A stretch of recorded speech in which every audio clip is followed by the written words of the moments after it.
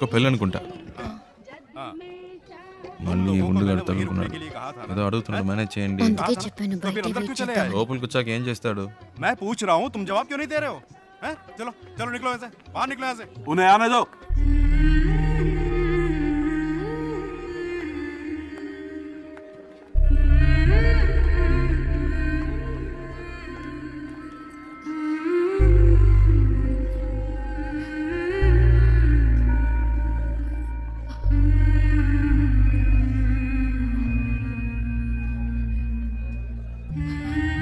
అచ్చం మన జానులాగే ఉంది కదూ.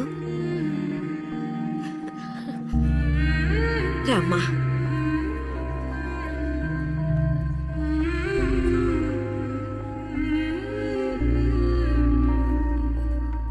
हाँ ठीक है, तुम वहीं रहो, मैं आ रहा हूँ। मैं आके मिलता हूँ।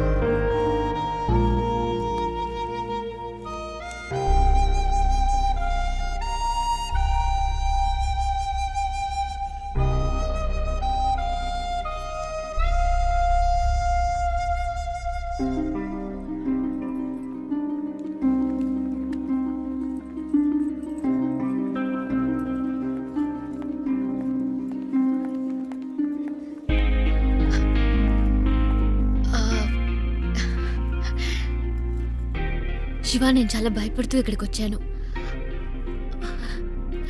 అసలు ఎక్స్పెక్ట్ చేయలేదు ఇంత బాగా చూసుకుంటారని. దీనికి నీకే థ్యాంక్స్ చెప్పాలి. అదేం అక్కర్లేదు, ఇవి తీసుకోండి. ఓ, ఇంకేంటి? ఇంకేంటంటే చారు, అమ్మమ్మ పిలుస్తుంది. వస్తున్నా. శివ ఉండు, వచ్చేస్తాను.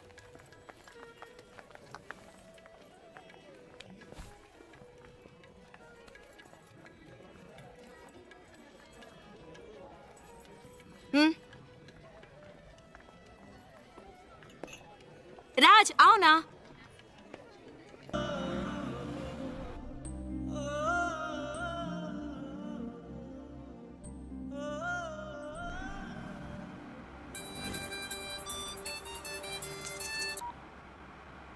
హలో. రే శివ, ఎక్కడున్నావు? రోడ్లో. తాను తన ఇంట్లో. ఏవైందిరా? అంతా అయిపోయింది, డ్రామా ఫినిష్. అడ్రస్ దొరికింది, తను చేరాల్సిన చోటుకే చేరింది. రే, నువ్వెవైనా చెప్పావా? తనేం చెప్పింది? చెప్పింది అన్నిటికీ థ్యాంక్స్ అని. ఇంకేం చెప్పలేదా? ఇంకేం చెప్తుంది, అంతకంటే ఏముంది. తను ఇప్పటికైనా అక్కడికి వచ్చినందుకు అందరూ సంతోషించారు. నేను అక్కడ ఎందుకున్నానో నాకే అర్థం కాలేదు. వచ్చిన పని అయిపోయిందని అనిపించింది, అందుకే వచ్చేసా. బెంగళూరు నుంచి బాంబే వరకు వచ్చాను, అది నాకు పెద్ద దూరం అనిపించలేదు. ఇప్పుడు తను ఇంట్లో వదిలేసి రోడ్డు వరకే వచ్చాను.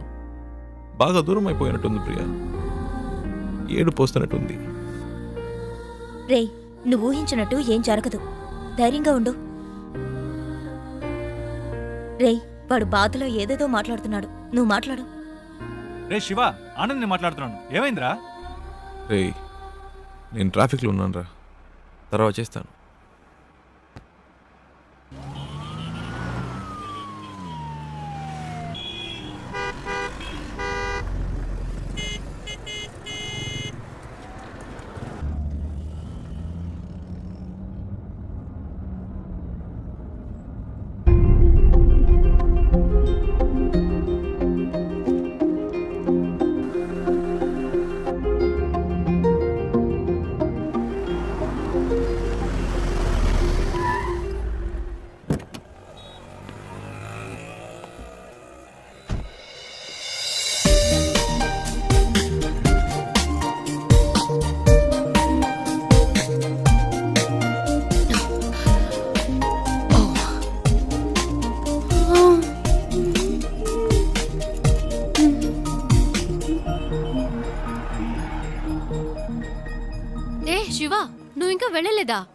ఓహ్ ఇంకా బొంబాయిలోనే తిరుగుతున్నావా?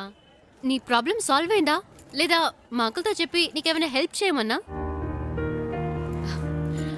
పర్చేస్ మొత్తం అందరూ పైనే ఉన్నారు. సడన్ గా తీసుకొచ్చారు. అది తీసుకో ఇది తీసుకొని ఒకటే గొడవ, ప్రాణం తీసేస్తున్నారు. నువ్వు ఇంట్లోనే చూసావు కదా ఎలా నెత్తి మీద పెట్టుకున్నారో. ఇలా చెప్పా పెట్టకుండా తీసుకొచ్చేసి అది కావాలా ఇది కావాలని అడిగితే మనకే ఇబ్బందిగా ఉంటుంది కదా. అందుకే కిందకు వచ్చేసాను. నైస్ కార్ యునో, చిన్న జర్క్ కూడా లేదు. రియలీ కొనేటప్పుడేమో 100 1000 చెప్తారు, అమ్మేటప్పుడు పావలాకి 10 పైసలకి అడుగుతారు. నీ గాజులు అమ్మితే ఇదే వచ్చింది అమ్మా. అది ఉంచుకోండి, అది మీకే. ఆ? మనకి మంచి లైఫ్ స్టార్ట్ అయింది. గేట్ దగ్గర నుంచున్నాడు. ఎందుకు పాతవని చేతికున్న గాజులు తీసిచ్చాను. అవ్వమ్మేసి నాకే తెచ్చిస్తున్నాడు. ఏమిటి అమ్మా నువ్వు? బస్కి ట్రైన్కి కూడా డబ్బులు లేవు, ఈ గాజులు అమ్మి పెట్టండి అని అడిగినావు. నీ డబ్బు నాకు ఎందుకు అమ్మా? ఇదిగో కష్టపడి సంపాదించిన డబ్బే నిలబట్టలేదు.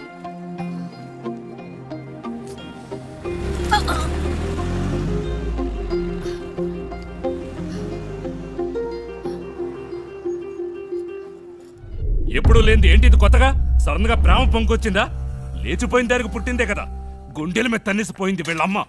ఇంకా కళ్ళ ముందు మెదులుతోంది. ఇప్పుడిప్పుడే కోలుకుంటున్నాం. మాకెప్పటికీ మనశ్శాంతి అనేది ఉండదా? మన కుటుంబ గౌరవాన్ని సంతోషాన్ని పాడు చేయడానికే దాపరించింది. ఎక్కడికి పోతాయి ఆ బుద్ధులు? వాళ్ళ అమ్మేమో మనల్ని కాదనుకుని ఇంట్లోంచి వెళ్ళిపోయింది. ఇదేమో వాళ్ళ నాన్న ఏర్పాటు చేసిన పెళ్లి కాదనుకుని వచ్చేసింది.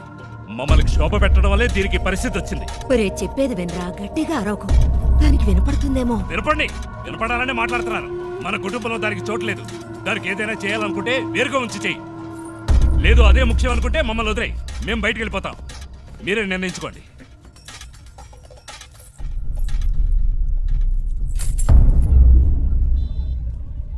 ఆ ఇంట్లోంచి బయటికి పంపించారు.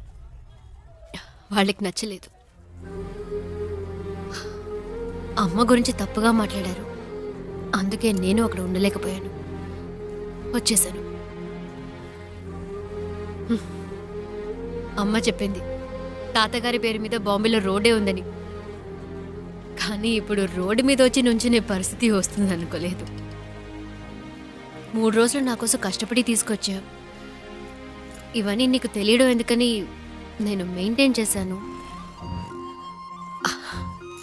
అంతలో ఆ ముసలోడు వచ్చి మొత్తం చెడగొట్టేశాడు.